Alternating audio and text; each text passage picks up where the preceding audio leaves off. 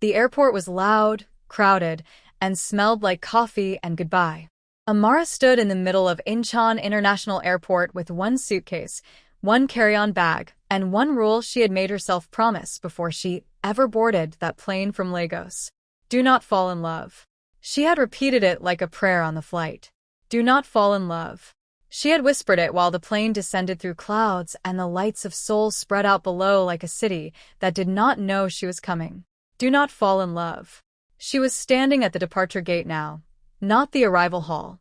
That was the thing nobody would understand when she tried to explain it later. She was leaving. Her ticket was in her hand.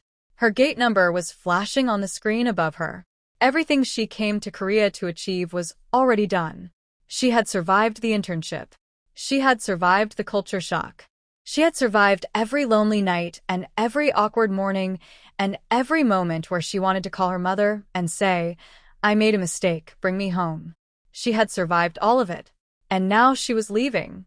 So, why were her feet not moving? She looked down at the small package in her hands. Plain paper.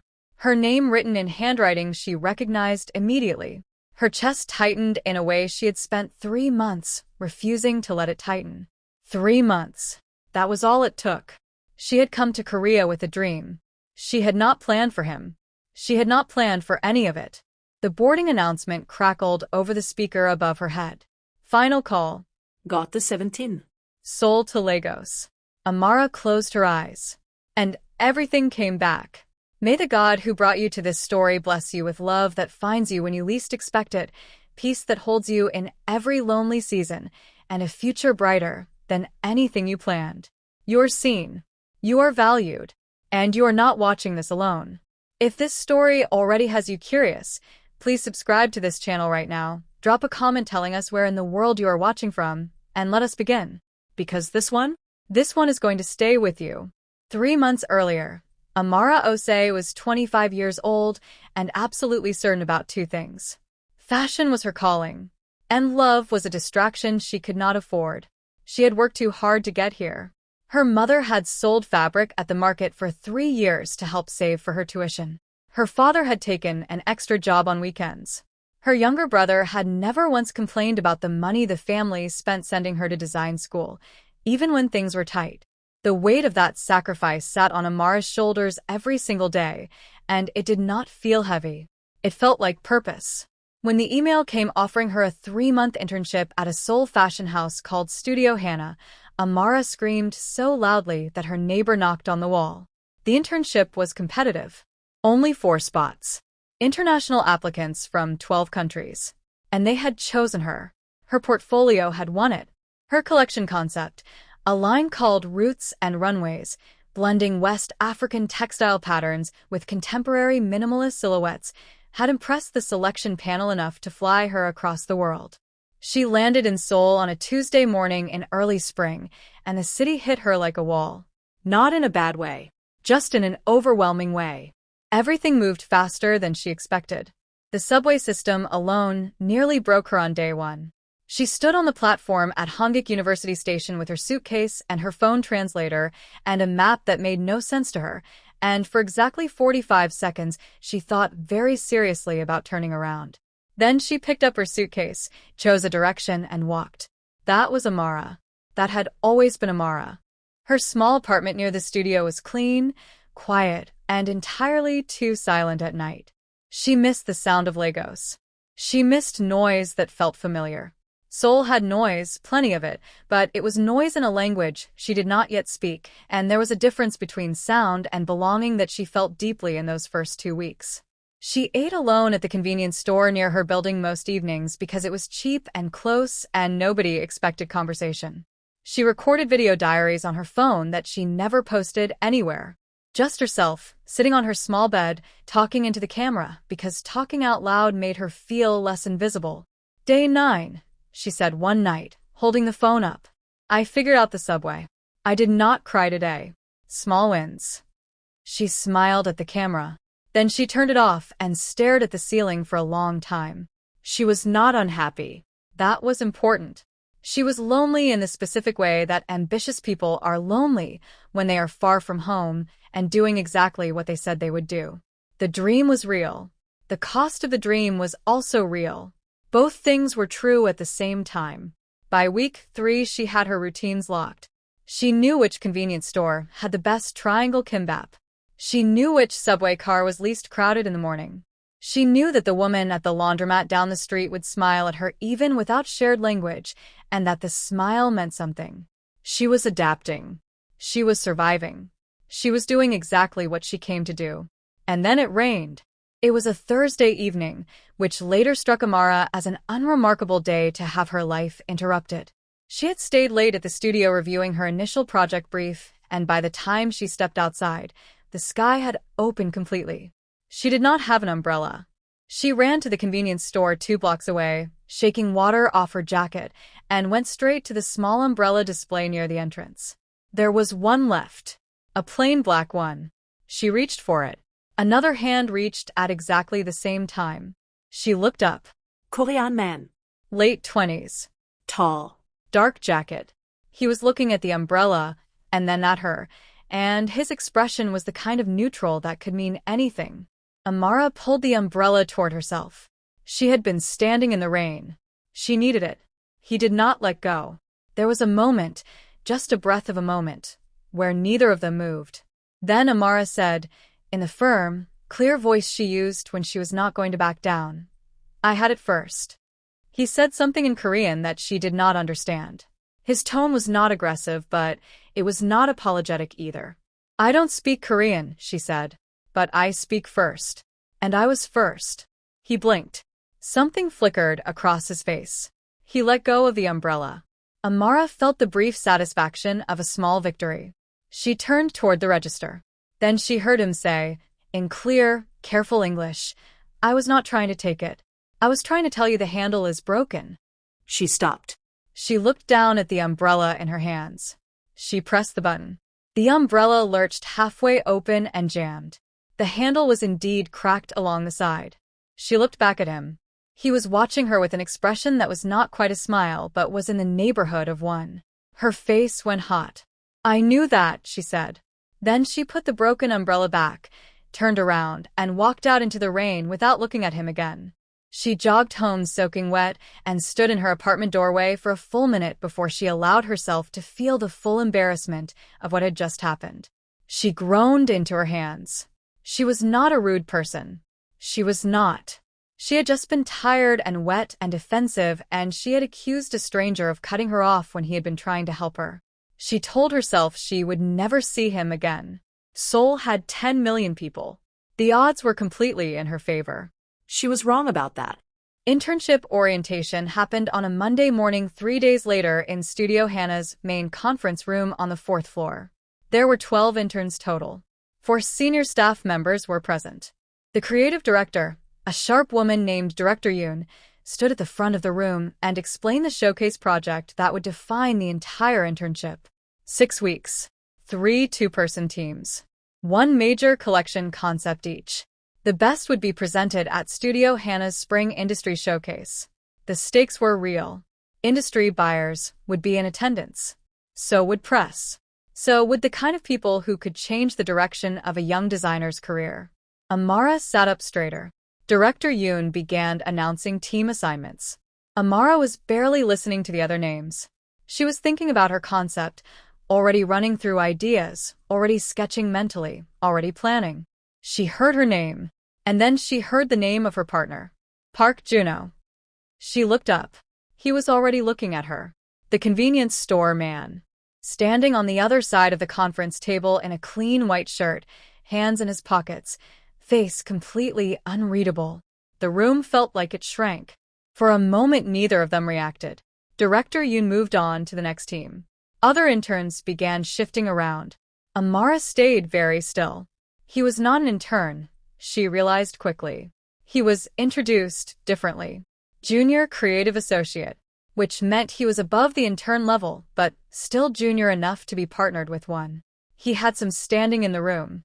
People looked at him with a particular kind of awareness that told Amara he was not here by accident, and he was not unimportant, which made the umbrella situation significantly worse in retrospect. He walked around the table toward her as the room began to shift into meeting mode. He stopped beside her seat and extended a hand. Park Juno, he said. You can call me Juno. Amara Ose, she said. She shook his hand. Her grip was firm. So was his. I remember, he said simply. The umbrella, she said. Yes. There was a pause.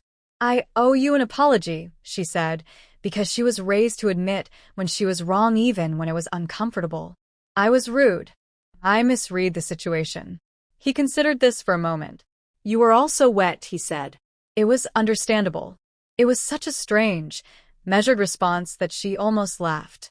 She didn't, but she almost did. So, he said, pulling out the chair beside her and sitting down. Partners. Partners, she agreed, in a tone that made it clear she was reserving judgment on whether that was going to be a good thing. It was not immediately a good thing.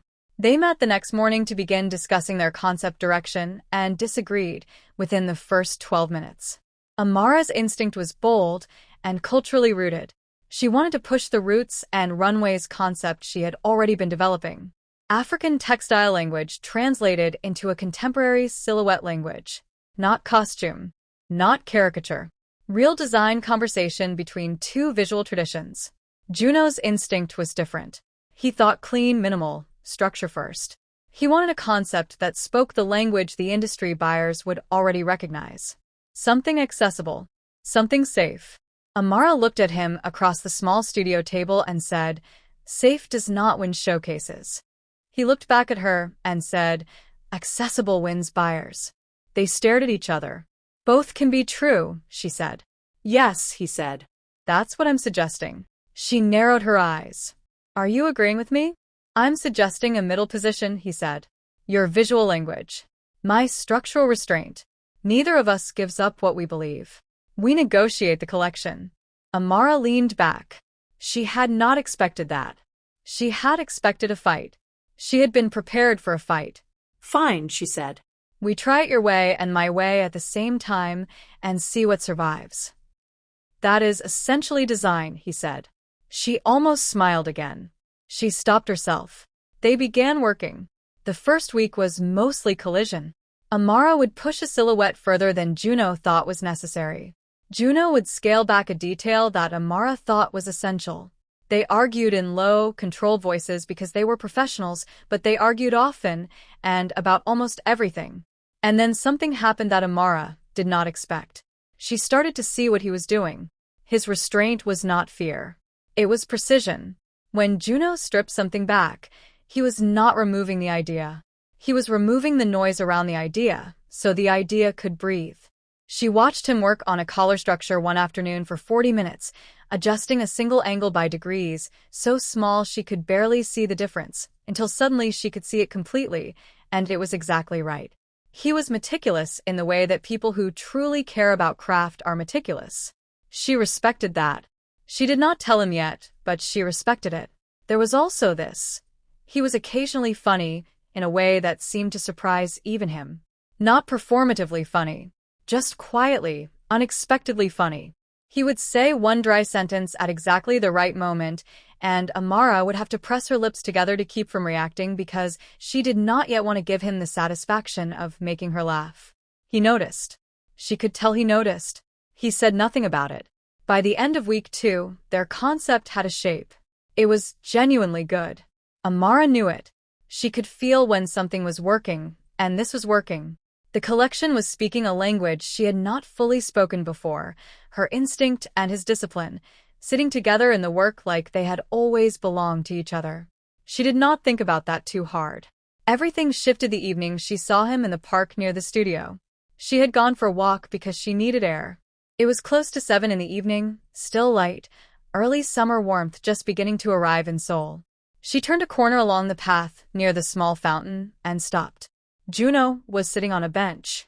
Beside him was a little girl, maybe 7 years old, in a school uniform with her backpack still on. She was talking to him very seriously about something, gesturing with her hands in the specific dramatic way that small children gesture when they believe what they are saying is urgent. He was listening to her with his full attention, nodding at the right moments, responding in Korean that Amara could not follow but that sounded gentle. Amara almost turned around. This felt private. But the little girl looked up, saw her, and waved with complete unself-consciousness. Juno turned. Their eyes met. There was a brief pause. "My sister," he said. "Jeon." Jeon waved again, and said something in Korean. "She says your hair is beautiful," Juno translated. He said it flatly, like he was translating a weather report. Amara laughed. It came out before she could stop it. She touched her braids self-consciously. "Tell her thank you," she said. He told her. Jeon beamed. Amara hesitated. Then she sat down on the other end of the bench, leaving space between herself and Juno. Jeon immediately slid over and sat between them without invitation and began showing Amara drawings from her notebook. Amara looked at the drawings. She looked at Juno over Jeon's head. "You pick her up every evening?" she asked. "Yes," he said. "From school? From the after-school program?" He paused. "Our parents are not available. I take care of her schedule." He said it the way people say things they have stopped needing sympathy for. Not defensive. Not searching for a reaction. Just a fact about his life that he had arranged around himself, and continued moving. Amara looked down at Jeon, who was now showing her a drawing of what appeared to be a very confident rabbit. "How long?" Amara asked. Juno was quiet for a moment. "For years," he said. She did not push further. But something in her chest rearranged itself quietly. That evening they stayed in the studio much later than usual. Jeon fell asleep on a folded jacket on the studio couch while they worked, and the room was very quiet except for the sound of their voices and the occasional rustle of fabric samples. At some point around 10 o'clock, Amara set down her sketchbook and said, without planning to say it, "I feel invisible sometimes." Juno looked up. "Here," she said. Not in a bad way. Just, I walk into rooms, and I wonder if people see a designer or a curiosity. I wonder if the work gets to speak first, or if I have to fight to make it speak first. She shook her head slightly. I didn't plan to say that out loud. Juno was quiet for a moment. Then he said, "People see you." "How would you know?" "Because," he said, "you walk into rooms like the work has already won. That is not invisible." She looked at him. He looked back at her and then looked down at his sketch pad, and that was the end of that conversation. But Amara sat with it for a long time. She sat with the way he had said it, quietly, like it was simply true and did not require elaboration. She sat with the fact that it was possibly the most seen she had felt since arriving in Seoul. She did not examine that too closely. Not yet. 3 weeks before the showcase, something broke open between them that neither of them had planned for. They were working late on final adjustments to the collection. It was past 11. Jeon had long been picked up by a neighbor who helped occasionally. The studio was empty except for the two of them. Amara was pinning a hem and Juno was reviewing fabric samples when he said, without looking up, "My father died 4 years ago." Amara went very still. "That's when everything changed," he said. She was not able to manage things, practically or emotionally. So, I became the person who managed things. I was 24. Amara set down her pins. "I had plans," he said. "Before. I was going to go abroad. Study in Paris. There was a program." He paused. "I didn't go." "Because of Jeon," Amara said softly. "Because of all of it," he said. "But yes, mostly Jeon." She looked at him. He was still looking at the fabric samples. She could see the small tension in his jaw that meant this was not easy to say, even though he was saying it like it was. "Do you regret it?" she asked. He thought about the question seriously. That was something she had come to understand about him. He did not answer questions he had not actually thought through. "No," he said finally. "Jeon is not a regret. The life I gave up sometimes feels like a door that closed. But Jeon is not a regret." Amara nodded slowly. "My mother used to say," she said, "that you cannot carry your family's sacrifice like debt. She said it was a gift. And you receive a gift by becoming something worthy of it." She paused. "I don't always believe her. But I'm trying to." Juno finally looked up. "That is why you work so hard," he said. "Isn't it the same for you?" she asked. He looked at her for a long moment. "Yes," he said. "I think it is exactly the same." Something settled between them in that moment. Something that had been uncertain became quiet and clear. Not declared. Not named. Just known. Amara picked up her pins again. Juno went back to the fabric samples. They worked in a silence that was completely different from the silence they had started with. The final week before the showcase arrived like a wave Amara had seen coming, but was still not fully prepared for. Everything was urgent. Fittings. Revisions. Presentation preparation. Late nights that blurred into early mornings. She and Juno moved around each other in the studio with the easy efficiency of people who had stopped having to explain themselves to each other. That was when she realized it. She was happy. Not the tense, driven, purposeful satisfaction she had been calling happiness for most of her adult life. Something different. Something warmer and less structured. She was happy in the specific way that happens when you are exactly where you are supposed to be, with exactly the right person beside you, and you are not even sure how you got there. She held that realization for about 48 hours before her phone rang. It was Studio Hannah's internship coordinator. There had been a shift in the program schedule. Budget adjustments. The internship was being shortened by 3 weeks. Her last official day would be 2 days after the showcase. Her original return flight had already been adjusted and confirmed. Amara sat in the stairwell of the studio for 10 minutes after the call ended. 3 weeks early. She had 3 weeks early already counted out of her, just like that, while she was busy being happy. She called her mother. Her mother said, "Come home, my daughter. You've done what you went to do." Amara said, "Yes, Mama." And meant it. And also did not mean it. She did not tell Juno. She told herself there was nothing to tell. She told herself that what existed between them was professional respect and genuine friendship and the particular closeness that happens when people go through creative pressure together. She told herself she had a life in Lagos, a plan, a future she had already committed to before she ever stepped off that plane. She told herself many things. She worked harder those final days. She focused on the collection with everything she had. The showcase was real. The opportunity was real. She was going to give it everything, and she was not going to complicate the ending of something that had already given her more than she expected. The showcase took place on a Friday evening. Studio Hannah's spring showcase was held in a converted gallery space downtown. Industry people filled the room. Buyers. Press. Senior designers whose names Amara had studied in school. Director Yoon stood at the back with her arms folded and her expression carefully neutral. When their collection walked, something happened in the room. It was not loud. It was the opposite of loud. It was a shift in attention, the kind where you can feel people stop their side conversations and actually look. The pieces moved through the space with a quiet authority that Amara recognized as the best thing she had ever made. African textile language in the prints, Japanese-influenced silhouette restraint in the structure, and something in between that was entirely its own thing. She stood at the side of the room and watched. Juno stood beside her. His shoulder was an inch from hers. When the last look walked, the room began its careful, professional applause. Director Yoon uncrossed her arms. Amara exhaled. She turned to Juno and said, "We did that." He looked at her. His expression was the closest to unguarded she had ever seen it. "Yes," he said. "We did." She smiled. He smiled. And just for a moment, everything else, the ticket, the coordinator's call, tomorrow, all of it, was very far away. She left the next morning.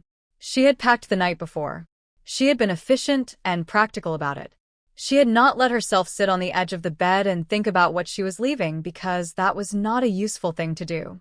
She texted Juno, "Showcase wrap-up done. I'll be in the studio briefly to collect my things." He texted back, "Okay." When she arrived at the studio, he was there, sitting at their table with a coffee. He looked up when she walked in. "You didn't tell me it was today," he said. Not accusatory. Just a statement of something that was true. She set her bag down. "I didn't want it to be a thing," she said. "It is a thing," he said quietly. She looked at him. He was looking at his coffee cup. She collected her sketchbooks from the shelf. Her reference materials. The small fabric swatches she had kept. She moved around the studio efficiently and did not look at him more than she needed to. When she was done, She stood with her bag on her shoulder. Juno, she said. He looked up. She wanted to say something. She had something to say. She could feel it sitting right there, completely formed, waiting. But it was large, and it was honest, and it was the kind of thing that would change the shape of the goodbye, and she did not know if she had the right to do that to him. She said, "Thank you. For everything. For being a real partner. For making this. For making all of this worth it." He stood up. He said, "Amara." She waited. He said, "Walk with me." They walked through the neighborhood near the studio as evening came in over Seoul. The streets were warm and moving, and neither of them spoke for the first 5 minutes. They just walked. Then Amara said, "I didn't plan to like it here as much as I do." "Seoul?" he asked. Seoul, she said. "The studio. The work." She paused. "All of it. Will you come back?" he asked. She thought about the question honestly. "I don't know," she said. "I have things to build at home. Things I promised myself I would do." "And here?" he asked. "What will you leave here?" She looked at him. He was watching the street ahead. His hands were in his pockets. His face was composed in that way it got when he was asking something that mattered more than it sounded. She said, "Something I didn't expect." He nodded once, slowly, like that was an answer he was going to carry with him. They walked back to the studio. He called her a cab. When it arrived, they stood on the pavement, and she thought, "This is the moment where it should be said, and it is not going to be said, and I am going to get in that car and carry this all the way back to Lagos and put it somewhere and try to stop thinking about it." She said, "Take care of Gion." He said, "Take care of yourself." She got in the cab. She did not look back. She had decided not to. Looking back was not a useful thing to do. The airport was loud, crowded, and smelled like coffee and goodbye. Amara stood in the check-in line and moved through it mechanically. Documents. Luggage. Security. She moved through each step with the focused efficiency of someone who is not letting themselves feel anything yet and knows the yet is coming and is trying to get airborne before it arrives. She found her gate. She sat down. She had 40 minutes. She opened her sketchbook and stared at a blank page and did not draw anything. 20 minutes later, she got up and went to the small convenience counter near the gate for water. When she came back, her bag had been moved slightly to the side, and on top of it was a package. Plain paper. Her name on the front. Park Juno in smaller letters in the corner. She stood in the middle of the gate area, holding the package. Her hands were not completely steady. She sat back down and opened it carefully. Inside was a piece of paper, not wrapped around anything, just the paper itself. She unfolded it. It was her first sketch from the internship. The very first thing she had drawn in the Studio Hannah conference room on orientation day. Just doodles in the margins of her notes, not even a real sketch, just her hand moving while her mind was working. She had not even realized she had left it behind. He had kept it, at the bottom of the sketch, in his careful, precise handwriting. "You came here to find your future. I just didn't know I'd become part of it." Amara read it once. Then again. The boarding announcement came over the speakers. Final call. Got the 17. Seoul to Lagos. She was standing before she realized she had stood up. She looked toward the gate entrance. Not the boarding door. The entrance to the terminal. The direction people came from. He was there. Standing at the edge of the gate area in his dark jacket, hands in his pockets, looking at her with that expression she had spent 3 months learning to read. Not dramatic. Not performing anything. Just nervous in the way that people are nervous when they are about to say the true thing and they don't know yet how it lands. She walked toward him. He didn't move. He let her come. When she stopped in front of him, she said, "How did you?" "I drove," he said. I drove fast. She looked at him. "You left without," he stopped. Started again. "There was something I didn't say."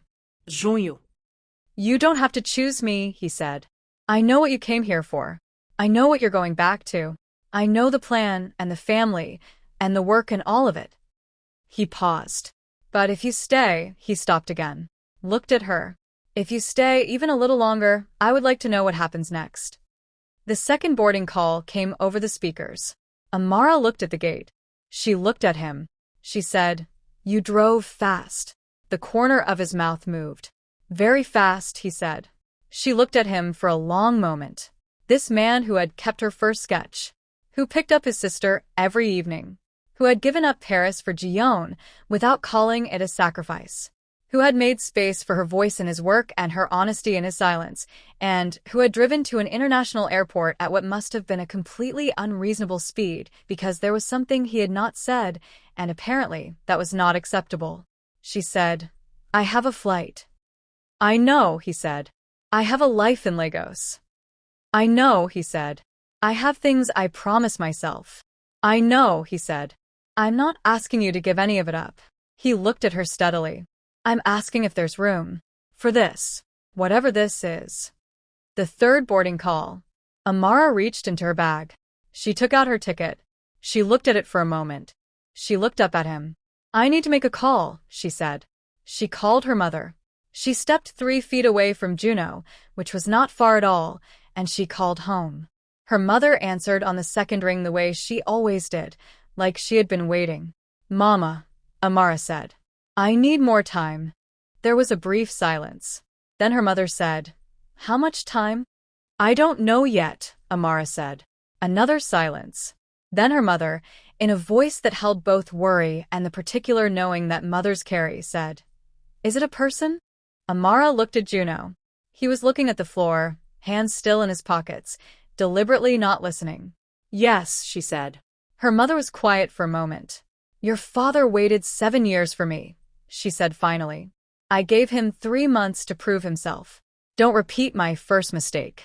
A pause. Stay. But stay with your eyes open. And call me every Sunday. Yes, Mama. And Amara? Yes. You earned this. You are allowed to be happy. Amara pressed her lips together. Thank you, Mama. She hung up. She walked back to Juno. She said, I need to change my ticket. He looked up. Something moved across his face that he did not try to manage. Okay, he said, quietly, like the word meant more than it looked like. I'm not staying forever, she said clearly. I have a plan. I have a life. This is not replacing any of that. I know, he said. But, she looked at him. There is room. He nodded once. Then he said, there is a good ticket office near the transit level. She almost laughed. She did laugh this time. Finally, completely, without stopping herself. He smiled. It was the most complete smile she had seen from him, quiet and real and entirely his. They walked out of the gate area together. Not dramatically, not like a scene. Just 2 people walking side by side through a busy airport, her with her carry-on, him with his hands finally out of his pockets. The city of Seoul waited outside the glass doors like it had been waiting patiently all along. She did not stay forever. She stayed 6 more weeks, and in those 6 weeks, she finished the project proposal that Studio Hannah asked her to submit as a follow-up to the showcase. She walked through the Bukshin Hanok village on a Sunday with Jiyeon, who held her hand without asking permission. She had her first real Korean home-cooked meal at a small restaurant Juno's neighbor recommended, and declared it the best thing she had eaten since a specific jollof rice her aunt made at Christmas 2019. She cried once, late at night, missing Lagos in the way that burrowed and ached. Juno did not tell her it was fine. He sat beside her and let her miss it until she was done. She learned 12 Korean words and pronounced most of them incorrectly. Juno corrected her without making her feel small about it. She booked her actual return flight on a Tuesday in early summer. This time with purpose, not panic. At the real departure, the planned one, the one with luggage she had packed calmly and a timeline she had chosen, Juno did not drive fast because she had told him which flight and when. He drove normally. He parked. He walked her inside. At the check-in counter he said, I will visit Lagos. She turned and looked at him. When you say it's time, he said. And if I say 3 months? I will book 3 months, he said. She studied his face. Steady. Unhurried. Completely certain. She said, 2 months. I need 1 month to sort my apartment. 2 months, he agreed. She checked in her luggage. At security, she turned back and looked at him one last time. He raised one hand. She raised hers. Then she walked through. On the flight home, Amara opened her sketchbook to the first page. The sketch he had returned to her was tucked inside the front cover. Her first sketch from Korea. Margin doodles from a girl who had just arrived in a city that did not yet know her name. She looked at it for a while. Then she turned to a fresh page and began to draw. New ideas, new shapes, a collection taking form that was not roots and runways exactly, but was its descendant. Something that carried everything she had learned in Seoul inside its lines. Something that could only exist because she had gone and worked and been lonely and argued about an umbrella and stayed longer than she planned. She drew until the city lights of Lagos appeared below the plane. She pressed her hand to the window. She was home. And somewhere behind her, across 11 hours of sky, a man was keeping a promise at 2 months. The narrator's voice settles gently over the final image. She came to Korea for her dream, and she found it. She did not plan for love. She had even made herself a rule. But love does not wait for plans. It arrives in rain and arguments and late nights over fabric samples and a hand keeping a sketch that was never meant to be kept. She didn't expect love in Korea, especially not like this. And that, beloved, is where we leave Amara and Juno. If this story moved something in you, if it made you smile, if it reminded you that the best things are often the ones we never planned, please give this video a like right now. It tells the channel that stories like this deserve to keep being told. Subscribe if you are not already here. Drop a comment and tell us where in the world you are watching from. Are you in Lagos? Nairobi? Seoul? London? Toronto? We want to know. And if this story reminded you of someone, share it with them. Because sometimes the most important thing we can do is hand someone a story that says, "You are allowed to be found." See you in the next one.